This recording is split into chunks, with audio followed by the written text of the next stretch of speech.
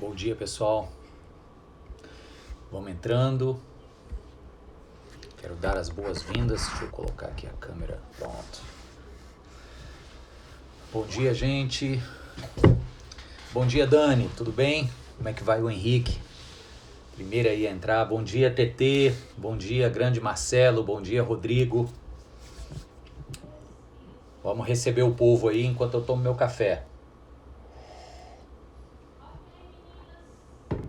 Sim, Dani, o culto ontem foi muito especial, né? Muito especial. A palavra tá no ar aí pra gente divulgar. Ricardo e Robertinha, Deus abençoe a semana de vocês todos.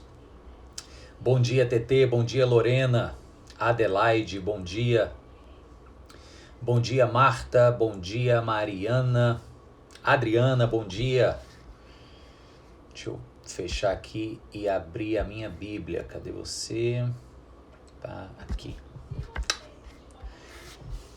Bom dia, gente. Bom dia, Claudinha, tá entrando aí. Deixa eu colocar o texto aqui que nós vamos ler hoje. Marcos, capítulo 1, dos versos 14 ao 20. Não, peraí, Marcos 1, 14 ao 20. Deixa eu ver se eu consigo jogar aqui.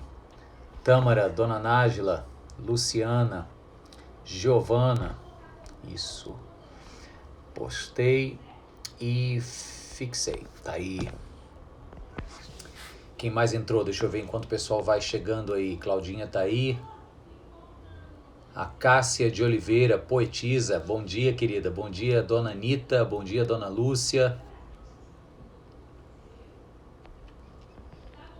Rebeca, bom dia, Rebequinha. Bom dia, seu Valdir. Antônia, deixa eu acenar pro povo aqui. Pá, pá, pá. Show! Vamos lá, gente. Fixei aí o texto que nós vamos ler. Marcos, capítulo 1.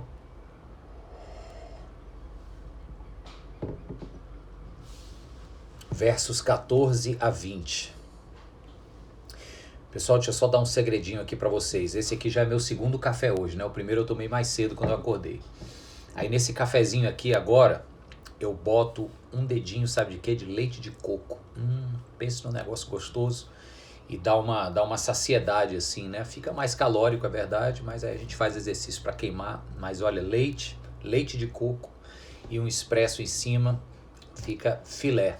Primeira. Ok, TT, fica em paz, querida. Grande Henrique tá aí. Guilherme, Karina. Vamos começar então. Deixa eu ver aqui, a TT tá me falando alguma coisa. Ok. Vamos lá então, vou começar lendo o Evangelho de Marcos no capítulo 1, a partir do verso 14 ao 20. Depois a gente ora e aí a gente vai conversar sobre o texto e começar a semana enriquecidos pela palavra de Deus. Vamos lá? Acompanhe comigo. Deixa eu só tirar as notificações aqui, senão esse negócio vai ficar me perturbando. 1, 2, 3 e foi. Pronto. Vou começar a ler aqui então, hein? Marcos 1, 14. Depois que João foi preso, João Batista, Jesus foi para a Galileia, proclamando as boas novas de Deus. O tempo é chegado, dizia ele. O reino de Deus está próximo. Arrependam-se e creiam nas boas novas. Andando à beira do mar da Galileia, Jesus viu Simão e seu irmão André, lançando redes ao mar, pois eram pecadores. E disse Jesus: sigam-me, e eu os farei pescadores de homens. No mesmo instante, eles deixaram suas redes e o seguiram. Indo um pouco mais adiante, viu num barco Tiago, filho de Zebedeu, e João, seu irmão, que agora é outro João, preparando as suas redes. Logo os chamou e eles o seguiram, deixando seu pai Zebedeu com os empregados no barco. Vamos parar aqui, tem muita coisa embutida nesse trechinho. Eu disse para você que o Evangelho de Marcos ele é o mais curto, ele é o mais resumido, mais direto ao ponto. Então, assim, sabe aquela coisa compacta que acaba ficando concentrado? É isso aqui. Esses 6 versículos concentraram uma série de ensinamentos e é sobre eles que nós vamos falar hoje. Então vamos pedir direção de Deus agora? Feche os seus olhos, vamos orar juntos. Santo Deus, Pai amado, muito obrigado por essa semana que começa. Muitos estão no trabalho já, outros estão em casa, outros estão no trabalho em casa, Senhor. Nós agradecemos porque, seja nos momentos de fartura ou de escassez, de saúde plena ou de enfermidade, Deus, nós temos aprendido a confiar no Senhor e a agradecer a Tua presença mesmo em dias de lutas. Pedimos que no início dessa semana, agora, meu Deus, o Senhor venha nos ensinar com a Tua palavra, inspirar o nosso espírito, Senhor, para que nós cresçamos no conhecimento do Senhor e das Tuas verdades. Fala conosco agora, meu Deus, abençoa todo mundo que está participando desse estudo, com a Tua presença, com a Tua voz. Em nome de Jesus nós oramos e juntos dizemos amém. Amém, gente. Pessoal, eu comecei esse estudo de Marcos na semana passada. O primeiro estudo foi, para mim, impactante demais. O Evangelho de Marcos, eu acho que talvez seja um dos livros da Bíblia que eu já li mais vezes. Porque, como eu disse, ele é o Evangelho de Jesus Cristo, ele é o mais curto. Os historiadores acreditam que o Evangelho de Marcos foi o primeiro, né, o primeiro a ser escrito. Mateus, de fato, bebe muito da fonte que é o Evangelho de Marcos para escrever o seu Evangelho. Tem muitas cópias que Mateus faz do Evangelho de Marcos. Então é um livro muito lido, é um livro direto ao ponto. E aquele primeiro os primeiros versos do livro que nós lemos a respeito da figura do João Batista como alguém que prepara o caminho, como alguém para quem as pessoas cansadas daquela religiosidade árida de Jerusalém, as pessoas iam para o deserto, as pessoas iam para um lugar de aridez que era o deserto, buscar saciedade para as suas almas ressequidas, porque lá em Jerusalém, que era para ser o lugar da plenitude de Deus, havia sido esvaziado dessa plenitude pela secura e pela institucionalidade da religião judaica da época. Então, foi forte no meu coração, espero que tenha sido no seu também, a gente revisitar esse ensinamento de que não importa o lugar, o que importa é a presença de Deus. Nós estamos na igreja, nós estamos num estudo bíblico como esse, e em todos os lugares o que nós devemos buscar não é a institucionalidade burocrática da religião, mas é a veracidade concreta da presença de Deus. Então esse foi o desafio que inaugurou o nosso estudo do Evangelho de Marcos. E hoje a gente migra agora, a gente transiciona, né, do João Batista, que agora é preso, para o início do ministério de Jesus. Então, caindo logo aqui no que o texto diz, eu grifei algumas palavras que eu queria lhe chamar a atenção para elas, e a primeira delas é que diz que Jesus seguia proclamando as boas novas de Deus. Deixa eu fazer uma pausa para explicar boas novas. Ai, delícia. As boas novas de Deus, a palavra grega aí é evangelho.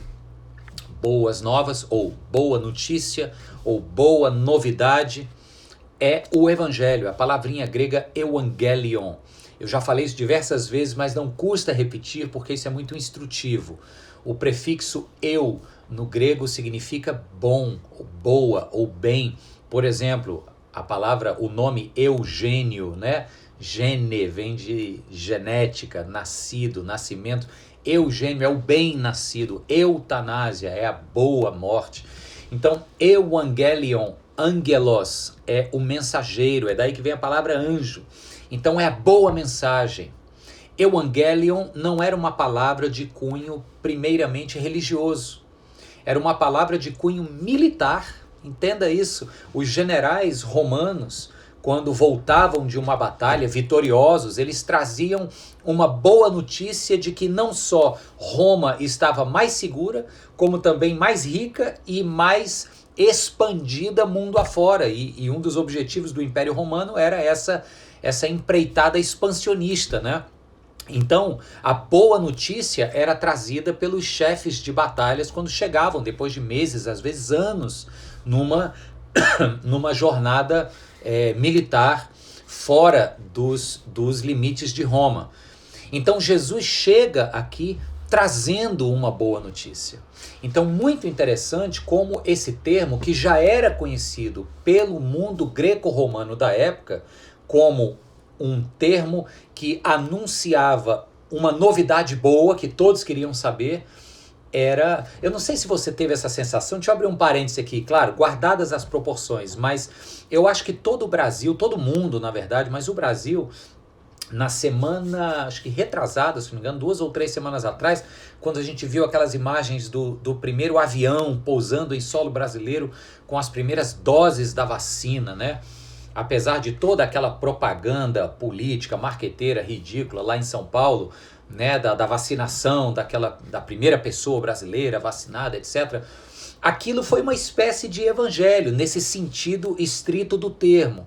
É uma boa notícia. E o que é que uma boa notícia trazia lá para os romanos e trouxe para a gente com a chegada da vacina? Mas, claro, guardadas as proporções. O que é que a notícia do evangelho, das boas novas de Deus traz? Traz esperança. Traz esperança de que agora os tempos são novos, de que tem uma nova realidade sendo implementada. Então Jesus vem e ele anuncia não uma doutrina, não um judaísmo novo, ele anuncia uma novidade da parte de Deus. O Messias chegou. Era essa a novidade. E aí o verso 15 já começa dizendo: o tempo é chegado, dizia ele. Que tempo é esse? O tempo de cumprimento das promessas de Deus. Os profetas, pelo Antigo Testamento todo, possivelmente em torno de 8 a 9 séculos antes de Cristo, Deus havia levantado inúmeros profetas que já prenunciavam esse dia, o dia em que o Messias, o ungido de Deus, viria para botar ordem nesse caos, para trazer uma nova realidade. A gente vai falar já sobre ela, é o reino de Deus que chegou, já tem algo importante sobre isso, mas o Messias chegaria para iniciar esse tempo. Então, ele diz aqui no verso 15 que o tempo é chegado. Agora, eu quero que você preste atenção nesse substantivo, tempo, porque para nós, pessoal, tempo é uma palavra que nos remete a uma compreensão de linearidade, ou seja, para trás tem o ontem, nesse ponto aqui a gente chama de hoje, para frente tem o amanhã, e é uma linha reta. A gente marca o tempo nos relógios usando um recurso chamado cronômetro. Por quê? Porque é a metragem do cronos. Cronos é a palavra grega para tempo. Só que aqui no verso 15, o evangelista Marcos, ele escolheu uma outra palavra grega que também tinha um sinal, um significado de tempo, que não é cronos. É uma palavra conhecida de muitos que se chama kairos. E diferente de cronos, que significa esta nossa compreensão linear de tempo, ontem, hoje e amanhã, o kairos não respeita essa linearidade, essa ordem que segue. O kairos, ele é traduzido por tempo, mas ele tem uma ideia muito mais, eu diria, poética, muito mais forte, muito mais abstrata, porém não menos real, de tempo. Os teólogos gostam de chamar kairos de o tempo de Deus. Enquanto cronos é o tempo do homem, kairos é o tempo de Deus. É aquele tempo apropriado. Quando Jesus diz aqui que o tempo chegou, não é que estava marcado a contagem regressiva e pum, deu. Isso seria o cronos. Aqui o que Jesus está dizendo é o seguinte: Deus resolveu intervir na história agora. Esse é o tempo de Deus que chegou até vocês. É o kairos de Deus. É o tempo certo para todas as coisas. Quando o livro do Eclesiastes nos fala lá no capítulo 3 que há o tempo certo para todas as coisas, ele não está usando o kairos porque lá não foi em grego, lá foi escrito em hebraico. Agora, tem uma tradução do Antigo Testamento chamada de Septuaginta Antiga, em que 70 judeus traduziram para o grego, para que judeus de fala grega pudessem ler o Antigo Testamento. Este time de tradutores escolheu justamente a palavra kairos para escrever o que está lá no capítulo 3 de Eclesiastes. O tempo certo, o tempo oportuno, o tempo ideal, porque não foi cronometrado e previsto pela engenhosidade humana, mas foi decidido pela soberania divina. Então Jesus está dizendo aqui, o tempo chegou. É importante a gente saber disso para as nossas vidas, porque às vezes a gente quer que as coisas aconteçam no nosso tempo.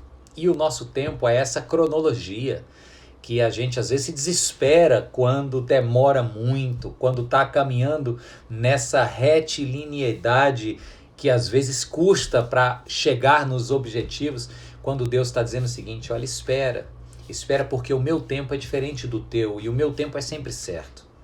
E Jesus está dizendo, o tempo de Deus chegou. E aí então ele fala, o reino de Deus está próximo, arrependam-se e creiam nas boas novas. Gente, o reino de Deus está próximo, por muitas vezes eu li esse versículo pensando numa compreensão temporal. O reino de Deus está próximo, ou seja, já ele chega. Mas isso seria meio contraditório, porque o verso 15 começa dizendo que o tempo é chegado, significa o tempo chegou. E se o tempo chegou, como é que o reino já chega? É porque esse próximo, mais uma vez no português, o próximo pode significar um próximo de tempo, ou seja, já está aí, já ele chega, como também significa, e é o caso aqui desta tradução, um próximo geográfico, é algo que está próximo a mim. Então é como se Jesus estivesse dizendo assim, ó, o reino não só já chegou, como ele está aqui perto, ele está próximo de você. É uma realidade imanente agora, ele está aqui pertinho. Então, gente, é importante a gente entender que no início, eu estou no primeiro capítulo do Evangelho de Marcos, e no primeiro capítulo Jesus já entra dizendo o seguinte, eu trago boas novas, o tempo de Deus está acontecendo agora e o reino de Deus já foi inaugurado, está bem aqui próximo, bem pertinho da gente. O que é esse reino? Por que ele usou a palavra reino? Por que ele não disse o mundo novo de Deus, a realidade nova de Deus? Ele usou o reino de Deus. Porque, de propósito, Jesus queria se referir a uma realidade onde existe um rei.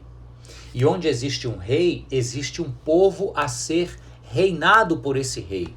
Onde existe um rei, existirão leis, existirão modus operandi, existirão vontades deste rei que haverão de se sobrepor sobre todos os que são por ele reinados. Entendeu? É uma realidade onde aqueles que do reino participam, ao rei se submetem. Então Jesus disse, o reino chegou. E se é o reino, agora esse mundo que virou um reino vai experimentar agora o que é uma vida debaixo do reinado do Rei dos Reis. Para entender algo aqui comigo. Você pode se perguntar, mas Mário, como é que Jesus então inaugura um reino? E esse reino estava lá na promessa de Deus para Davi. Lembre-se do que é que Deus fala para Davi. Eu vou instituir o teu reinado para Davi e a partir de ti o teu descendente será rei de um reino que não terá fim. Deus não estava falando de Salomão, o descendente imediato de Davi, porque o reino de Salomão teve fim. Depois do reino de Salomão veio o reino de Roboão, também descendente de Davi, filho de Salomão, que também teve fim, inclusive foi um reinado péssimo. Deus estava falando do reinado de um descendente de Davi, que inclusive seria chamado pelo cego Bartimeu de filho de Davi, porque tanto Jesus como Davi vieram da tribo de Judá. Então, descendente de Judá, filho de Davi, chamado Jesus Cristo, é o cumprimento dessa promessa de um rei que viria inaugurar um reino e cujos limites de tempo deste reino não veriam fim jamais, um reino que perduraria para sempre. Então você pode chegar nesse momento da interrogação e se perguntar, mas Mário, como é que este reino de Jesus veio para ficar e a gente ainda vê tanta mazela no mundo, tanta bagaceira, pandemia, corrupção, injustiças, egoísmo, maldade? Cadê esse reino? E eu vou dizer para você que Jesus inaugurou um reino. Ele disse que este reino iria ser completado consumado em toda a sua plenitude apenas quando ele voltasse. É o que nós aguardamos, a segunda vinda de Cristo.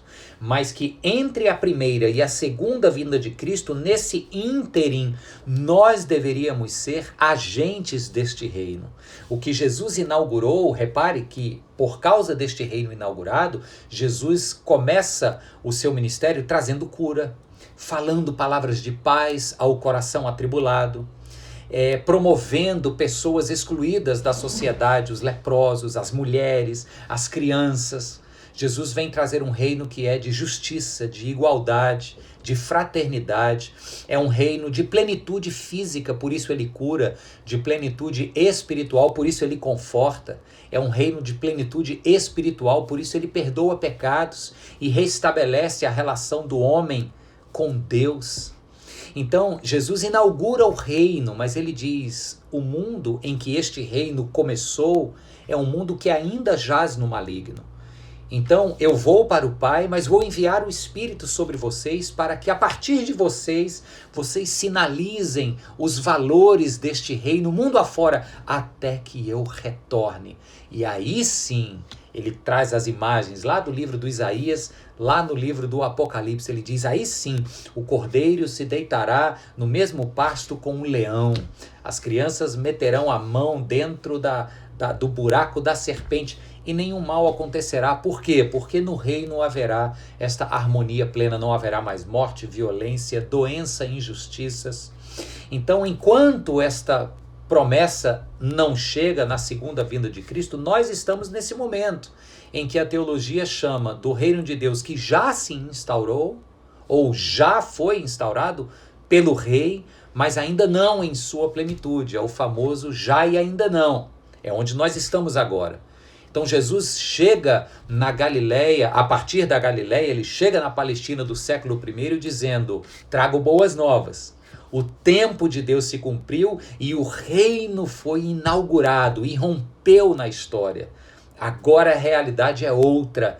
E por causa desta realidade outra, renovada, por causa dessa boa notícia, Jesus então agora vai arregimentar seus discípulos, seus seguidores que haveriam de continuar sua mensagem após o seu ministério público ter sido realizado e ter alcançado o seu ápice na cruz do Calvário. É quando eu passo então agora para o verso 16 e a gente termina a leitura com o chamado dos primeiros discípulos, porque também tem coisa muito boa aqui.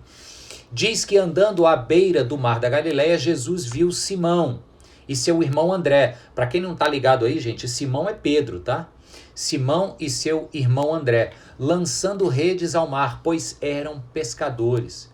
E disse Jesus, sigam-me, e eu os farei pescadores de homens. No mesmo instante, eles deixaram as suas redes e os seguiram. Deixa eu parar aqui para te chamar a atenção para algo.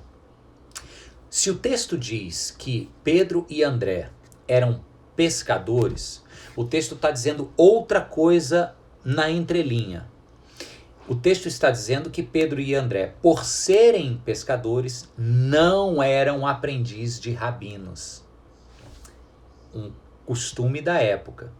Os rabinos, quando percebiam que determinados jovens tinham dom, talento acadêmico, se interessavam pelo estudo da Torá, da Bíblia hebraica e se mostravam inclinados a isso, os rabinos então se colocavam para aquela família do menino e o menino chamava ou pedia permissão ao rabino para ser seu talmid, que era o discípulo em hebraico. E o rabino então acolhia aquele jovem. Então era muito comum na época você ver rabinos que são mestres, são grandes professores, né? A palavra rabi significa mestre, andando com um séquito de jovens seguindo eles. Tem um ditado da época que diz que cada talmid, ou no plural talmidim, os talmidim deviam andar tão próximos ao seu rabino que a poeira das sandálias dos rabinos deviam cobrir estes jovens, dizendo da relação preciosa e honrosa que um jovem teria ao ser escolhido por um rabino, e aí o jovem tinha essa liberdade de ir até o rabino e pedir para fazer parte de sua escola. Quando o rabino não botava muita fé na garotada e dizia, não, isso aí é meio bruto, aquele ali não vai dar certo. E a Galileia era um lugar de gente ignorante, era um lugar de camponeses, era um lugar de agricultores, de pessoas rudes, dadas à terra e ao cultivo dela. Os grandes rabinatos e discipulados aconteciam lá na região de Judá, no sul, onde a capital era Jerusalém. Então aqui no norte, por isso que a gente vai ver quando Jesus está sendo apresentado como um profeta, aí tem aqueles que perguntam, mas ele é da Galileia? Eu ouvi dizer que ele é de Nazaré, e por acaso tem alguma coisa boa que vem da Galileia? Existia esse estigma pejorativo, né? Um estigma pejorativo, desculpa. Existia essa sensação de que nada bom viria lá do norte, lá da Galileia. Então, volta agora aqui para o texto e veja. O texto está dizendo que Jesus andava à beira do mar da Galileia e parou para convidar pescadores. Se eram pescadores, seguiam o ofício dos pais, porque mais ou menos havia um determinismo social nessa época. Se o jovem desse para o negócio, o rabino trazia para ser estudante da Torá e possivelmente virar um rabino. Se ele não parentava muito dá para o destino acadêmico e religioso, ele então era deixado na casa dos pais e fatalmente seguiria o ofício, né, o ganha-pão dos pais. Então, possivelmente, Simão e Pedro estavam ali num barco que havia pertencido a seus pais. Você vai ver logo em seguida o Tiago e o João, que eram filhos de Zebedeu, e Zebedeu também era pescador. Então, eram aqueles homens meio que rejeitados pela religião. Aí Jesus vai está no norte, terra de gente rejeitada, para diante de 4 jovens, possivelmente também rejeitados pela religião, e ao invés de deixar que os jovens venham solicitar a ele, rabino, para que os escolha, é o rabino quem chega para eles e diz, eu quero vocês, eu quero trazê-los para uma jornada nova, para uma pescaria nova. Vocês pescam peixe, pois a partir de agora eu vou ressignificar o trabalho da pescaria e vocês vão entender que uma nova realidade se instaurou no mundo, é o reino de Deus, e eu quero dar a vocês a oportunidade de se engajarem neste reino e a partir de então vocês serão feitos pescadores de homens. Gente, isso era uma glória muito grande, uma honra imensa. Não é à toa que a gente vê que imediatamente eles deixaram as redes e o seguiram. E ainda vemos Tiago e João, o texto ainda é mais forte quando diz que eles deixaram seu pai e o ofício. Deixaram as redes e os pais e os demais pescadores. Entregaram o barco. Você vê o Levi Mateus, né, que estava lá na bancada de coletoria dos impostos. O texto diz que quando Jesus chega e diz, segue-me, ele simplesmente levanta e vai. Por quê, gente? É porque era uma honra ser escolhido por um rabino. Isso não acontecia. Especialmente quando estes jovens já haviam sido, pelo sistema social e religioso da época, secundarizados, colocados em segundo plano, não figuravam o perfil do que poderia ser um discípulo de um rabino. Aí este rabino vem e diz, não, eu acredito em vocês e quero ressignificar a vida de vocês. Gente, eu falo agora para pessoas que trazem consigo histórias de vida.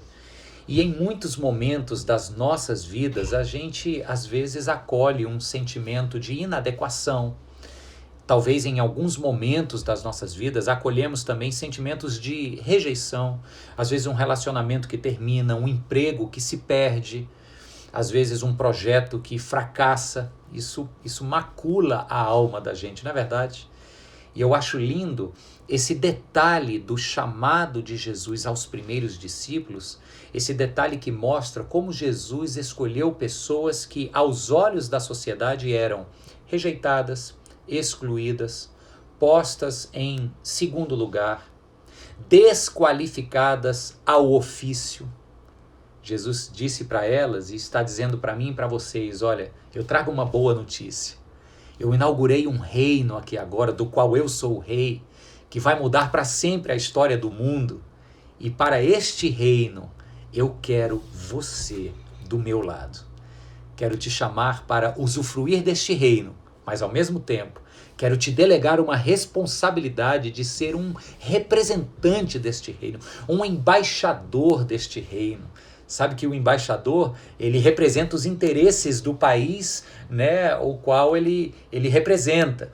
Então, nós somos embaixadores de Cristo, é o que nos diz o apóstolo Pedro. Esse mesmo Pedro aqui vai dizer que nós somos embaixadores de Cristo. Gente, nós, com as nossas histórias, com os nossos erros e fracassos, ou com os nossos acertos dos quais a gente se orgulha tanto e aí acaba sendo um fracasso aos olhos de Deus, porque a gente não tem que se orgulhar de nada, tudo que temos é pura graça de Deus que nos deu recursos para alcançar.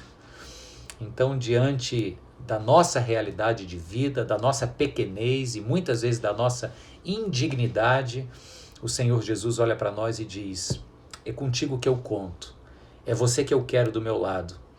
E é a partir de você que eu vou continuar promovendo o meu reino neste mundo. Que o Senhor Jesus te dê uma semana cheia desta compreensão de que eu e você fomos convidados para participar deste reino e arregimentados para representar este reino e promover os seus valores mundo afora, nas nossas atitudes, nas nossas palavras, com o uso dos nossos recursos, com o uso dos nossos dons e talentos. É assim que o Senhor Jesus opera em nós e a partir de nós.